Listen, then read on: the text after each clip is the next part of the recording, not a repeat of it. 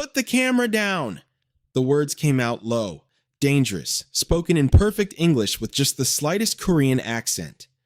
Amara's finger hovered over the record button of her Canon, her heart hammering against her ribs as she stood in the narrow alley behind the Gangnam nightclub.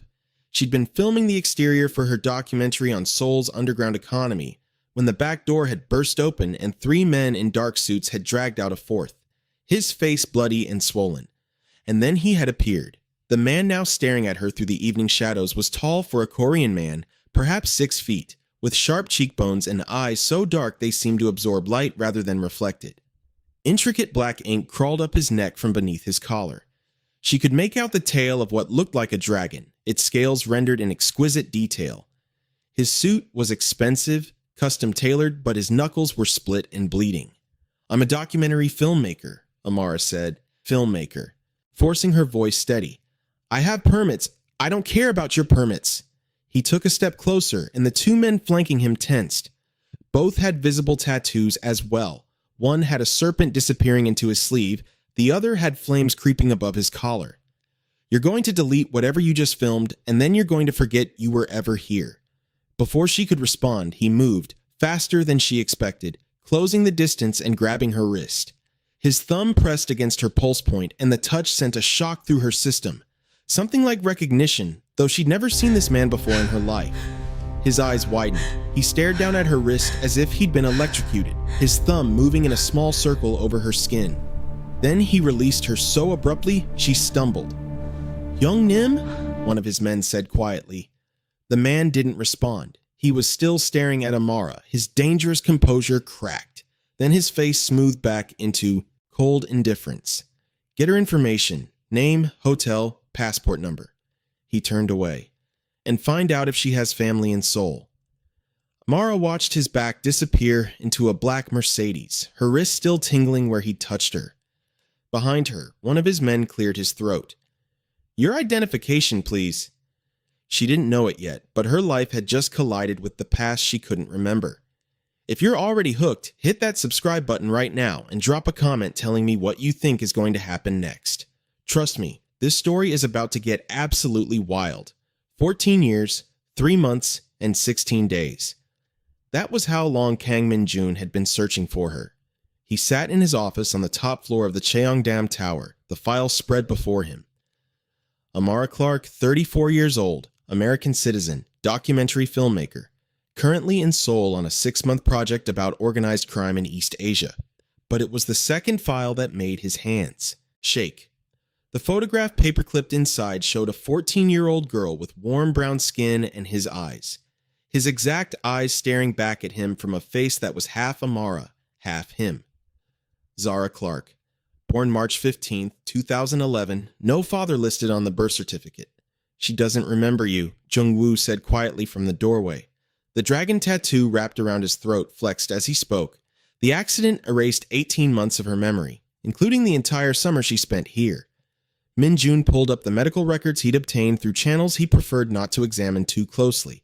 Car crash, upstate New York, 3 months after she'd left Korea. Her father dead on impact. Amara with severe traumatic brain injury and retrograde amnesia. She didn't remember him, didn't remember their summer together, didn't remember that she had a daughter with a Korean crime lord. His phone buzzed. A text from an unknown number. "Mr. Kang, this is Amara Clark. I'd like to request an interview for my documentary. I believe your business ventures would provide valuable insight into Seoul's economic ecosystem." Jung-woo leaned over his shoulder. "She's requesting an interview with you. The universe has a sick sense of humor."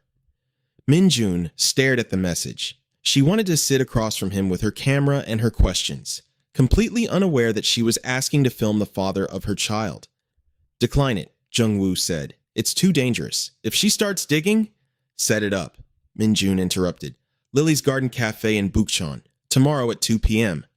Hyung-nim, that's where you—" "I know what it is." Min-jun's voice was quiet, but carried enough steel to end the discussion.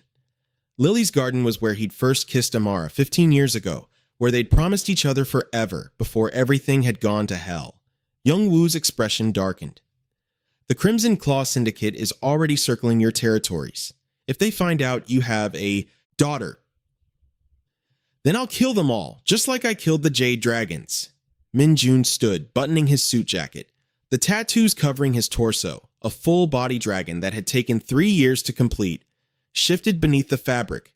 No one touches my family. You haven't seen them in 15 years. They're not your family. Min-jun's hand shot out, gripping Jung-woo's throat. Not hard enough to hurt, but enough to make his point. They're mine. They've always been mine. And if anyone threatens them, I'll paint the streets red. He released Jung-woo and straightened his cuffs. Now set up the interview. Amara almost canceled 3 times. There was something about Kang Min-jun that set off alarm bells. The way he'd looked at her in that alley. The way his touch had felt like déjà vu made flesh. The way her daughter had asked with that uncanny 14-year-old perception, "Mom, are you okay? You seem weird." "I'm fine, baby," she'd lied, kissing Zara's forehead. Now she sat in Lily's garden cafe, and the moment she'd walked through the door, a strange sensation had hit her. Familiarity. Like she'd been here before, during that lost summer she couldn't remember. Ms. Clark. She turned, and there he was.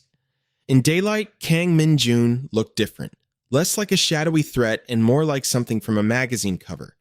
But it was the tattoos that caught her attention.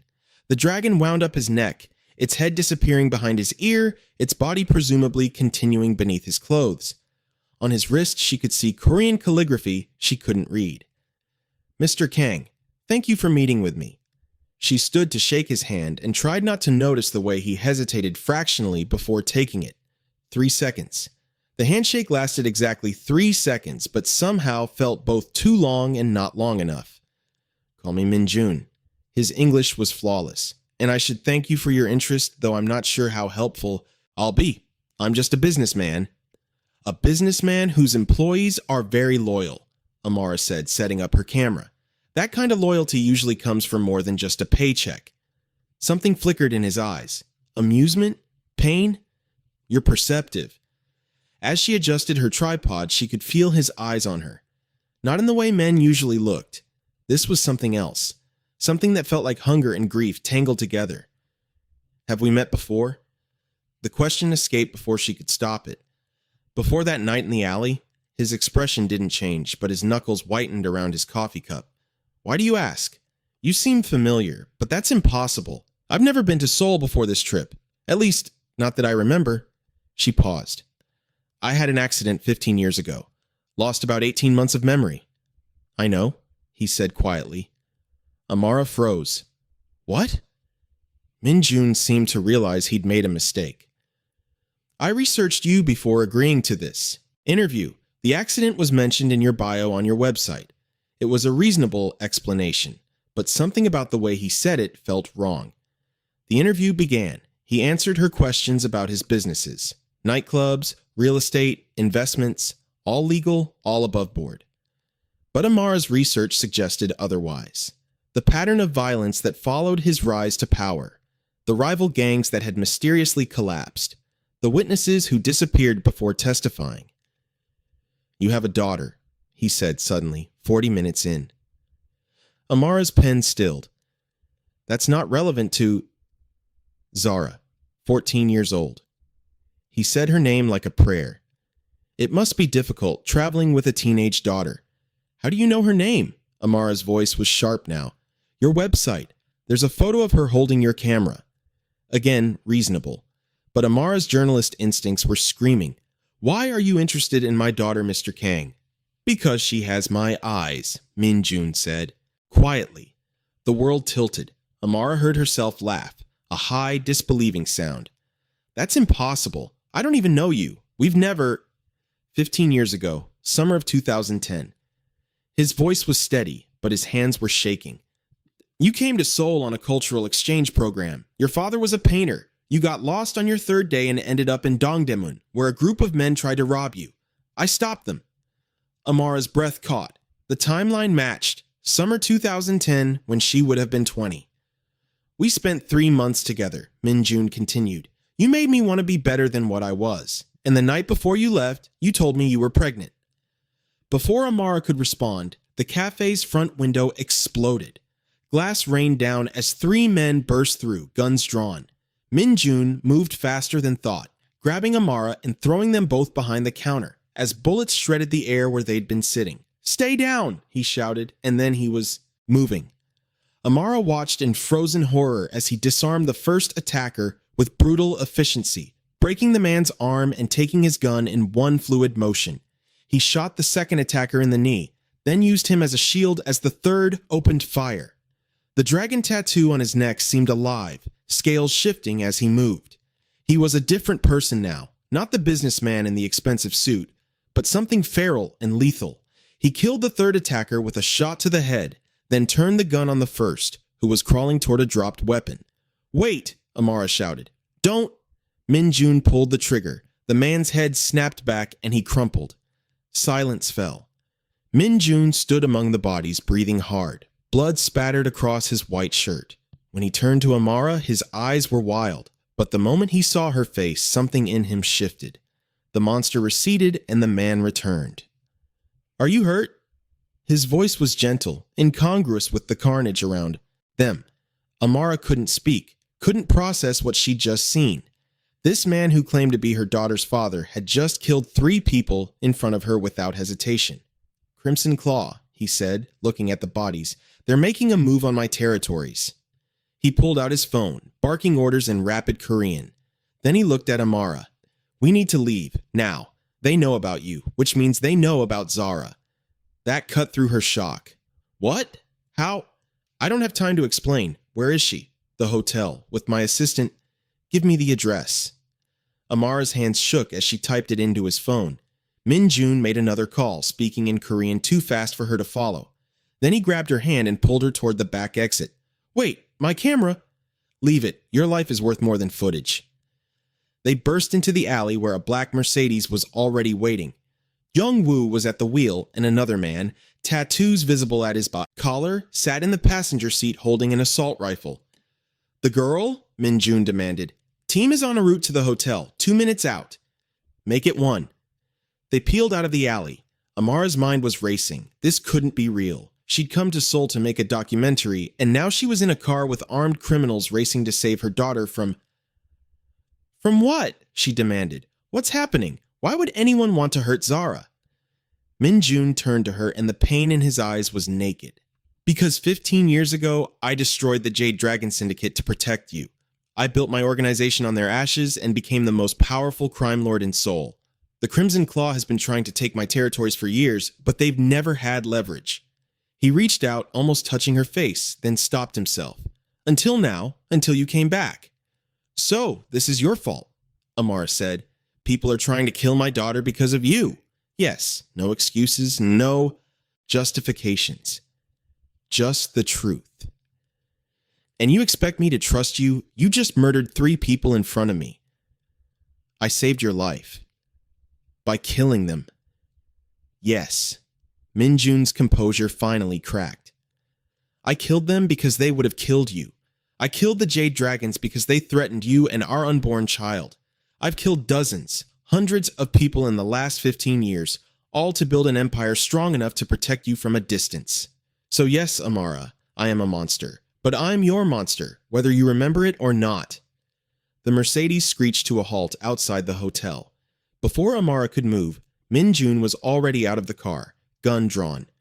Jung-woo and the other man followed, weapons ready. Amara's phone rang, her assistant's number. "Hello? Mom?" Zara's voice, small and scared. "There are men outside our room. They have guns. I locked myself in the bathroom, but I can hear them breaking down the door." "Baby, listen to me. Help is coming. Just stay." The line went dead. Amara was out of the car and running before she could think. Min-jun caught her arm. "Stay here. I'll get her. That's my daughter." "That's our daughter," the words echoed in the street. Min-jun's eyes were blazing. "And I will burn this entire city down before I let anyone hurt her. But I can't do that if I'm worrying about you getting shot. So please, please, stay in the car." For the first time, Amara saw past the crime lord to the terrified father beneath. She nodded. Min-jun turned to his men. "Jung-woo, stay with her. Anyone gets within 10 feet, kill them." Then he was running into the hotel, gun up, moving like death incarnate. Amara stood frozen by the car, her heart in her throat. Seconds crawled by like hours. Then she heard it. Gunfire, rapid and brutal, coming from the upper floors. "How many men does he have with him?" she asked Young-woo. "Just himself, ma'am, but for Hyung-nim, that's enough." More gunfire. Then screaming. Then silence. An eternity later, Min-jun emerged from the hotel. He was covered in blood. None of it his, Amara realized. And in his arms was Zara. Her daughter was crying, clinging to the stranger like he was salvation itself. And when Min-jun reached the car, he handed her to Amara with infinite gentleness before collapsing against the Mercedes, his legs finally giving out from adrenaline crash. "Mom," Zara sobbed into Amara's shoulder. "He saved me. Those men were going to... and he just... Mom, he killed them all." "I know, baby, I know." Amara held her daughter tight, and over Zara's head she met Min-jun's eyes. He was still that monster, still a killer, still everything she should run from, but he was also the man who just walked through hell to save their daughter. "We need to move," Jung-woo said urgently. "Crimson Claw will send more." Min-jun pushed himself upright with visible effort. "My compound. It's the only place that's truly secure." "I'm not going anywhere with you," Amara started, but Zara pulled back, her face streaked with tears. "Mom, those men said they were going to kill me, cut me up, and send pieces to him." She looked at Min-jun with something like awe. "He saved me. I don't know who he is, but he saved me." "I'm your father," Min-jun said quietly. Zara's eyes went wide. She looked between Min-jun and Amara saw her daughter's brilliant mind putting the pieces together. The timeline. The eyes they shared. The way he'd said, "our daughter," like it was the most natural thing in the world. "Get in the car," Amara said. "We'll figure this out somewhere safe." Min-jun's compound was a fortress disguised as a luxury building in Gangnam. Armed guards at every entrance, surveillance covering every angle. He led them to a penthouse on the top floor, where floor-to-ceiling windows overlooked the glittering city. "You'll be safe here," he said. "I have men on every floor, snipers on the roof. Nothing gets through without my permission." Amara settled Zara on a couch, then turned to face Min-jun. "Start talking, all of it, no more secrets." So he told them everything. The summer of 2010. How he'd fallen in love with an artist's daughter. How she'd gotten pregnant. How her father had found out and the Jade Dragons had sent Min-jun to kill him. How Min-jun had refused and slaughtered his own organization instead. "Your father died in that car crash," Min-jun said quietly. "But it wasn't an accident. The Jade Dragons went after him themselves when I refused. They ran you off the road, meant to kill you both. You surviving was a miracle." Amara felt like she was falling. "My father was murdered? Because of me?" "Because of me," Min-jun corrected. "Because I loved you and couldn't let you go. His blood is on my hands, Amara. Add it to all the others." "Why didn't you find us?" Zara asked. Her voice was steady despite her tears. "If you loved Mom, if I'm your daughter, why did you stay? Away?" "I did find you. When Zara was 3. I watched you through your window in Brooklyn. Watched you read her a bedtime story." Min-jun pulled out his phone, showed them a photo. Amara at 25 with a toddler in her lap. "I was going to knock on your door, tell you everything. But then I realized that if I came into your lives, I'd be bringing all of this..." He gestured to the compound, to the blood still on his clothes, to everything he was with me. "You were safe, happy. I couldn't destroy that." "But you've been protecting us," Amara said, remembering what he'd said at the cafe. "The scholarship for Zara's school, the documentary assignments, the producer in London who tried to assault me." Min-jun's expression darkened. He had 2 broken legs and a very clear understanding that he should never go near you again. "How many people have you hurt because of me?" Amara whispered. "Not enough." His voice was hard. "I'd hurt 1,000 more. Kill 1,000 more. Whatever it takes to keep you both safe." Zara stood suddenly. "I want to see your tattoos." The request was so unexpected that Min-jun actually blinked. "What?" "Your tattoos. Mom showed me the photos you sent. The ones from 15 years ago. You didn't have all these tattoos then. I want to know what they mean." Slowly, Min-jun removed his jacket. Then his tie. Then he unbuttoned his shirt, revealing the full dragon that covered his torso. The beast started at his hip, coiled up his ribs and across his chest, its head emerging on his neck. Its scales were rendered in exquisite detail, each one a small work of art. I got this the day I found out you were born, he told Zara. A dragon to watch over you, even from a distance. It took 3 years to complete. Zara reached out, then hesitated. Can I? Minjun nodded. She traced the dragon's scales with one finger, following its path across her father's skin. You really loved her, Zara said softly. Love her. More than anything in this world, Minjun said. Both of you. Amara wanted to stay angry, wanted to grab Zara and run from this man and his violence and his impossible claims. But she couldn't deny what she saw in his eyes when he looked at their daughter. Couldn't deny the photos, the timeline, the fact that Zara had his exact eyes. Couldn't deny that some part of her, buried deep beneath the amnesia, recognized him. The Crimson Claw won't stop, she said. Will they? No. Minjun rebuttoned his shirt with steady hands. Not now that they know my weakness. They'll keep coming until either they're dead or we are. Then what do we do? You leave Seoul. Tonight, I'll arrange transport out of the country. Set you up somewhere safe. No. Zara's voice was firm. I just found my father. I'm not losing him now. Zara. No, Mom, listen to me. Zara turned to face them both, and Amara was struck by how much older than 14 she looked in that moment. I've spent my whole life wondering about my dad, making up stories, and now I find out he's this crime lord who's been protecting us from the shadows, who killed a bunch of people to save me today. That's insane. That's absolutely crazy. She looked at Minjun. But you're still my dad, and I want to know you. I want to understand where I come from, and I'm not running away just because it's dangerous. It's more than dangerous, Minjun said, his voice rough. It's potentially fatal. The Crimson Claw has connections throughout Southeast Asia. If they want you dead, then kill them first, Zara said simply. Isn't that what you do? The silence that followed was profound. Then Minjun laughed, a broken, disbelieving sound. You're definitely my daughter. So what's the plan? Zara pressed. Minjun looked at Amara. This is your choice, both of you. I can have you on a plane in 3 hours, set you up in a new city with new identities. The Crimson Claw would never find you. You'd be safe. But you'd be here, Amara said, fighting them alone. I've fought alone for 15 years. I can do it again. Except now they know about us, Amara said. Even if we run, they could use us as leverage, find us eventually. We'd be looking over our shoulders forever. Better that than dead. Is it? Amara moved closer to him. You said you'd burn the city down to protect us, so burn it. End this threat, and let us decide for ourselves if we want to be part of your life after. Minjun stared at her. You're asking me to go to war. I'm asking you to protect your family. Amara's voice was steady.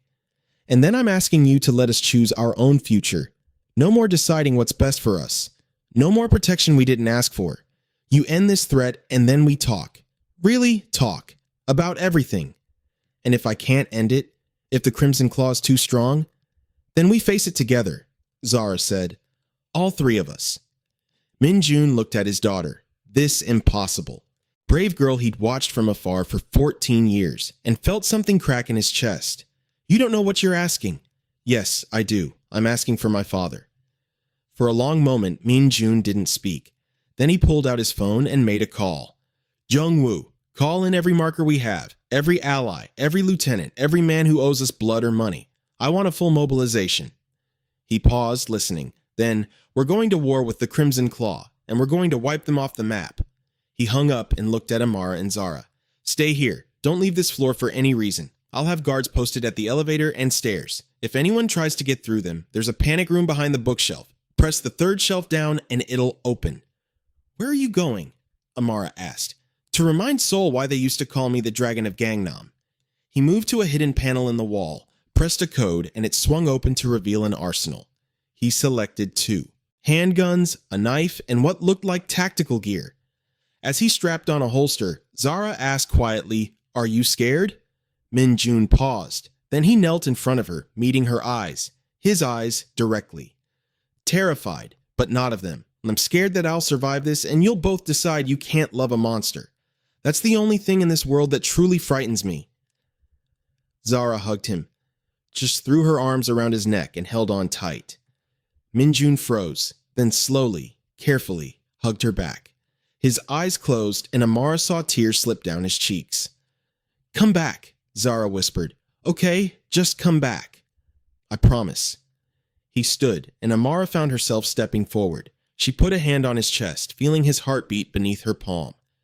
"I'm starting to remember," she said softly. "Fragments. The smell of your cologne, the way you move, the sound of your voice saying my name. It's coming back, Minjun." He covered her hand with his. "Then I have even more reason to. Survive this. Don't die for us. Live for us." He kissed her forehead, a gentle, chaste touch that somehow felt more intimate than anything else. And then he was gone. Amara and Zara stood in the silent penthouse waiting. The war lasted 3 days. Minjun struck first, hitting 5 Crimson Claw operations simultaneously.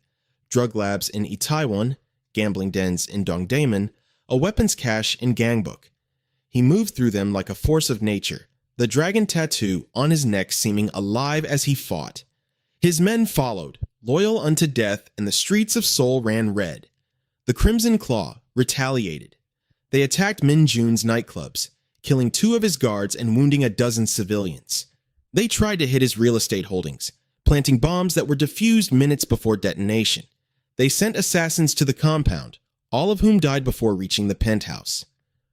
On the second day, Minjun captured a Crimson Claw lieutenant and brought him to an abandoned warehouse.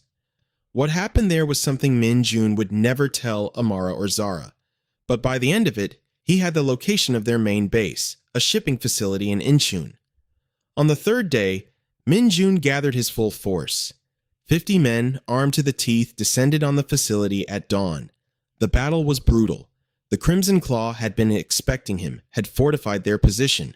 But Minjun had spent 15 years building an organization that ran on fear and absolute loyalty. His men didn't retreat when the first wave was cut down. They didn't hesitate when the Crimson Claw brought out automatic weapons. They just kept coming. Minjun fought like he had nothing to lose and everything to gain. The dragon on his skin was painted red with blood. His enemies, mostly, though he took a bullet to the shoulder and a knife across his ribs. He barely noticed. The leader of the Crimson Claw, a man named Park Sung-ho with spider tattoos across his bald head, made his last stand in a shipping container filled with weapons. Minjun faced him alone, both men bloodied and exhausted. "You should have stayed away from my family," Minjun said. Park laughed. "Your family? The American whore and her?" Minjun shot him in the mouth, then the chest. Then he emptied the entire clip into Park's body, reloaded, and emptied it again. When Jung-woo found him, Minjun was sitting against the shipping container, Park's corpse at his feet, staring at nothing. "It's over, Hyung-nim.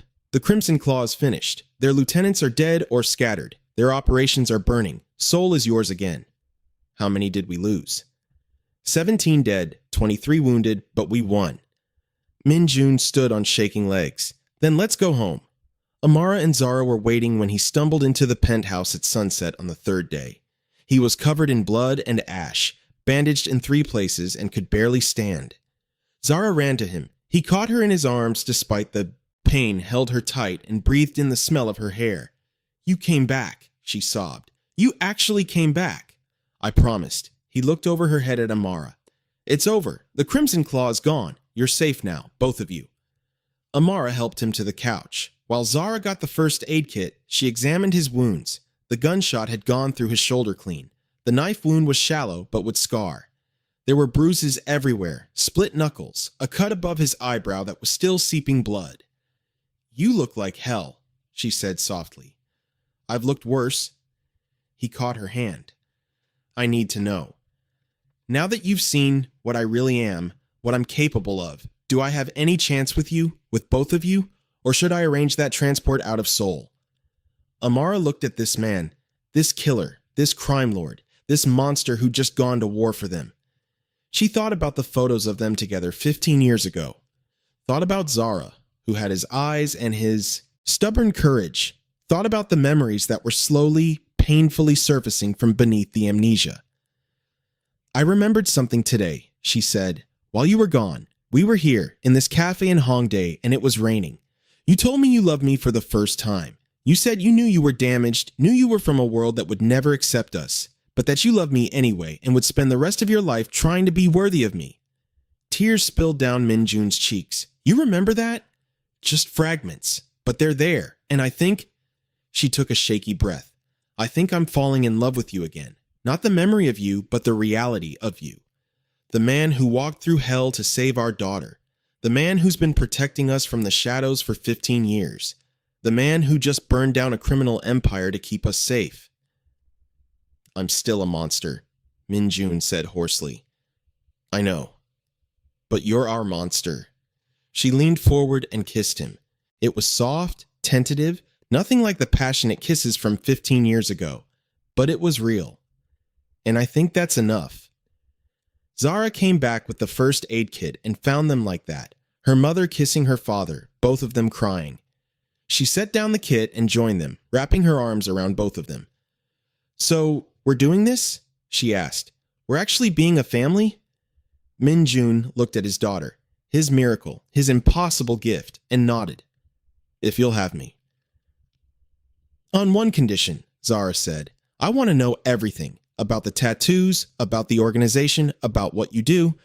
No more secrets. I'm 14, not a baby. I can handle the truth.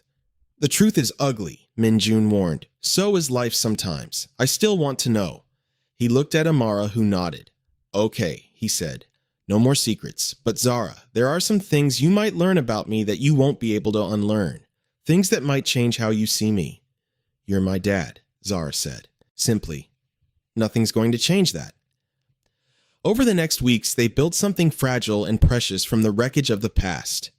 Minjun taught Zara about Korean culture, took her to museums and palaces, showed her the city that was half her heritage. Amara documented it all, the documentary she'd planned evolving into something more personal, a meditation on family, violence, and the possibility of redemption. Minjun was honest with them about his life, the businesses that were fronts, the violence that sometimes still happened, the enemies who remained, though none as organized or dangerous as the Crimson Claw had been. And slowly, painfully, Amara's memories returned. Not all of them. Maybe they never would. But enough. Enough to remember the young man Minjun had been. Enough to reconcile that memory with the hardened crime lord he'd become. Enough to understand that both were real, both were him. One night, 2 months after the war ended, Amara found Minjun on the penthouse balcony, staring out at Seoul's glittering skyline. The dragon tattoo on his neck seemed to glow in the city lights. What are you thinking about? She asked, wrapping her arms around him from behind. That I spent 15 years building an empire to protect you from a distance. And now you're here, and I don't know how to just be with you. How to be a father to Zara. How to be anything other than what I've been. Then learn, Amara said. We'll all learn together, because this, us together, this is what matters. Not your empire, not your power, just this. Minjun turned in her arms. I love you. I never stopped. I know. I remember now, and I love you too. All of you, even the parts that scare me. Especially those parts? Especially those parts. She kissed him, deeper this time, with more certainty. Because they're part of the man who saved our daughter.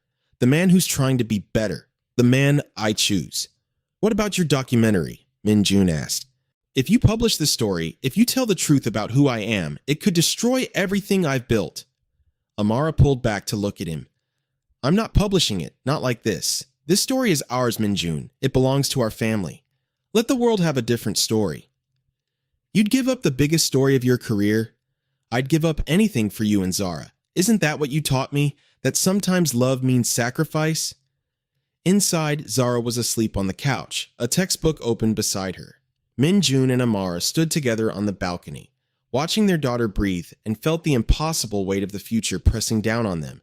It wouldn't be easy. There would be more threats, more violence, more impossible choices.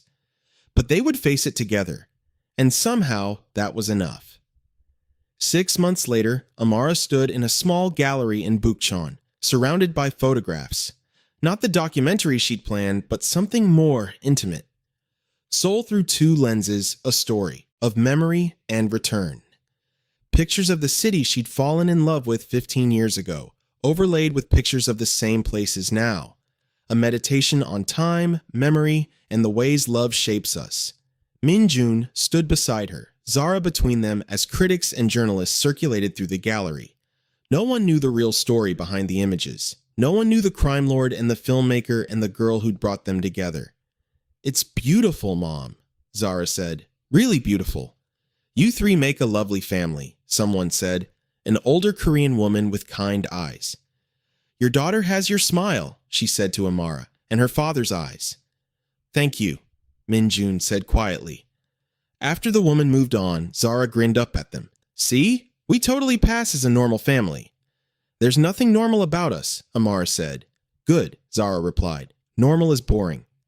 Min-jun pulled them both close, and in that moment, surrounded by images of a city that had nearly destroyed them and ultimately saved them, they were complete. The dragon and the painter's daughter, the crime lord and the documentarian, the monster and the miracle. A family built from violence and memory and impossible choices. A family that had chosen each other again and again, despite everything. And in the end, that was the only story that mattered. If this story grabbed you by the heart and didn't let go, please share it with someone who believes in second chances and the kind of love that survives everything. Don't forget to subscribe for more Afro-Korean romance stories that push boundaries and celebrate the messy, beautiful complexity of love across cultures. Your support keeps these stories coming. Drop a comment. Do you think they can really make it work? What would you do in their situation? I read every comment and I want to hear your thoughts. Hit that like button if this story made you feel something real.